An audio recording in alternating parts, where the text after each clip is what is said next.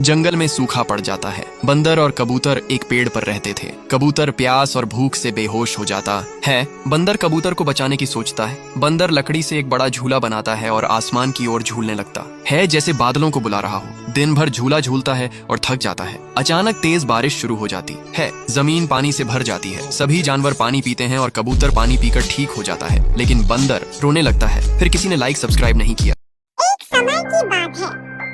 चंदन नाम का एक घना जंगल था। इस जंगल में बहुत सारे जानवर रहते थे। सब जानवर मिलजुल के रहते थे। सब जानवर जंगल में खुशी खुशी रह रहे थे। सभी जानवरों की आपस में अच्छी दोस्ती थी। सब एक दूसरे की मदद करते थे। जंगल में दूसरे जंगल से एक हाथी रहने के लिए आया। वह बहुत छोटा हाथी था। छोटा होने के कारण वह जंगल में खो गया। उसे पता नहीं लग रहा था कि वह कहाँ जाए।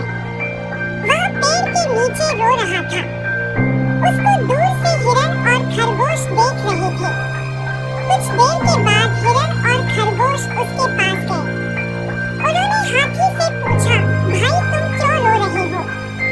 हाथी बोला, मैं जंगल में खो गया हूँ। हाँ जा पाती, लेकिन मैं लंगड़ी हूँ। गुड़िया बेटी, क्या आपको भी बेर खाने हैं? हाँ मम्मा, मेरा दिल तो बहुत है, मगर मैं लंगड़ी हूँ।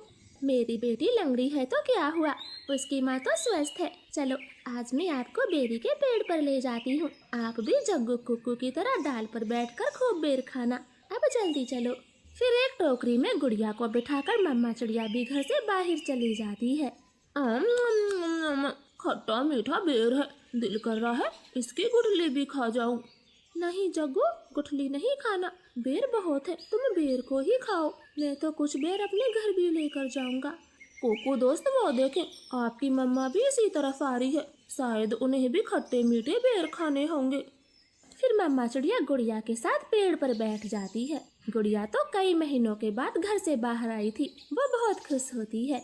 यहाँ कितना अच्छा लगता है, खुला आसमान, चारों तरफ पेड़ पौधे और ताजी ताजी हवा।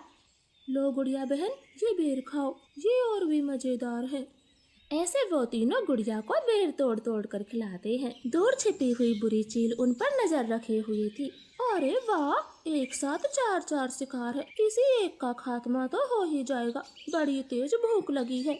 फिर वो बुरी चील धीरे धीरे बेरी के पेड़ तक पहुंच जाती है और एकदम से उन्हें घेर लेती। जग्गू और कुक्कू तो डर के मारे मम्मा चिड़िया के पीछे छिप जाते हैं।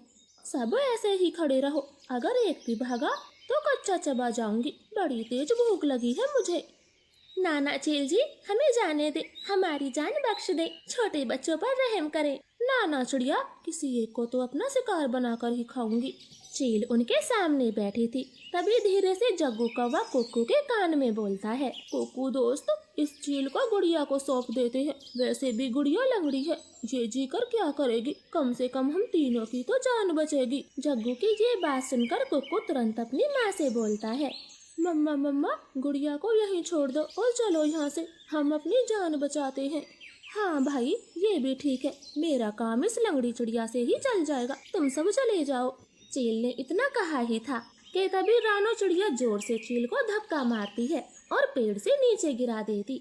जग्गू कुक्कू, गुड़िया को साथ लेकर यहाँ से भाग जाओ, मैं इस चील को आपके पीछे नहीं आने दूंगी। बेटा जल्दी से भागो यहाँ से।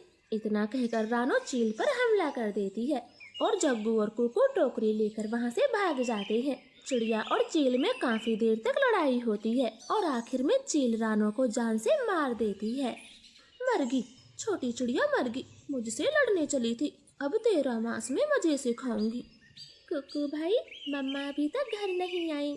मम्मा को चील ने मार दिया है, वरना वो अब तक आ जाती। क्या जरूरत थी मम्मा को वहाँ ले जाने की? भाई, अगर हम वहाँ ना होते तो वो बुरी चील आपको खा जाती। आप ऐसा क्यों बोलते हो? नहीं, हम चील के हाथ कभी ना आते, वो तो तुम साथ में थी, इसलिए मम्मा ने चील से लड़ाई करने की सोची। तुम लंगड़ी थी ना, माँ को तेरी वजह से मरना पड़ा।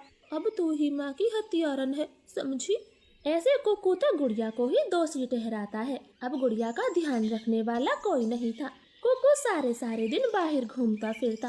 वो लंगड़ी बहन का बिल्कुल भी ख्याल नहीं रखता, चाहे वो भूखी हो या फिर प्यासी हो। भाई सुबह से रात हो गई है, आप मेरे लिए कुछ खाने को नहीं लाए? जंगल में भोजन की कमी हो गई है, अपना पेट भरना ही बड़ा मुश्किल है, ऐसे में तेरे लिए दाना कहाँ से लाता? ऐसा बोलकर कुक्कू तो सो जाता है। गुड़िया को पूरी रात नींद नहीं आती क्योंकि वो तो कई दिनों से भूखी थी। मम्मा मम्मा, अगर आज आप जिंदा होती तो मेरा कितना ख्याल रखती। अब तो मुझे भी भूखा सोना पड़ता है। मैं क्या